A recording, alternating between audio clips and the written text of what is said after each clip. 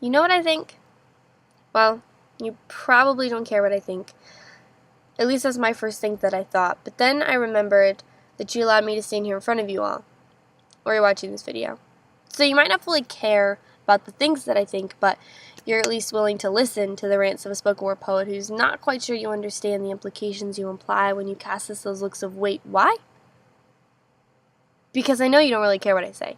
You'll still live your life the same anyway, and now I feel like I'm just repeating myself on what I said just the other day to people who looked exactly like you, actually.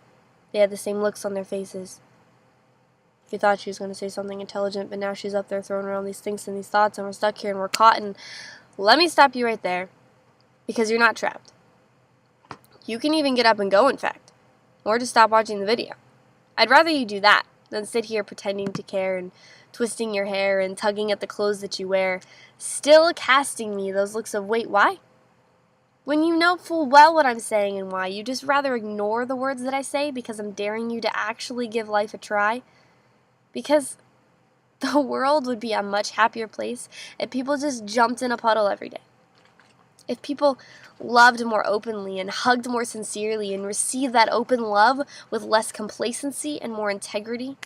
Ride a bike and smile at a stranger when you pass by. Make eye contact when you meet someone new. Show them respect regardless of who they are or what they do. Sleep less, read more, and don't waste time being bored. Talk to old people, and when I say talk, I mean listen, because their words are full of so much wisdom.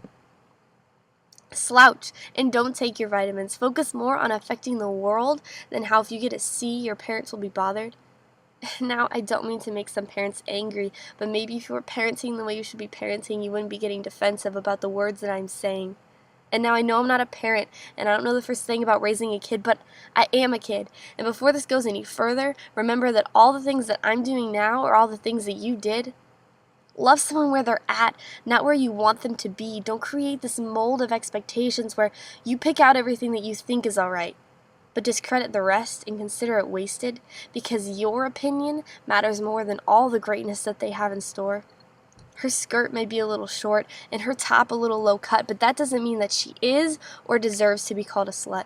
Because at least 3/4 of a person's reputation is assumption, and most of what's left is speculation. When we look at someone, you tend to step to the side, creating a barrier of judgments laced with what I mentioned before. It starts in the mind, with a river of assumption that trickles down to the coldness of our hearts, and welling back up through your throat, and through the fear of choking, you spew your speculations all over the creatures who pray they won't be, you.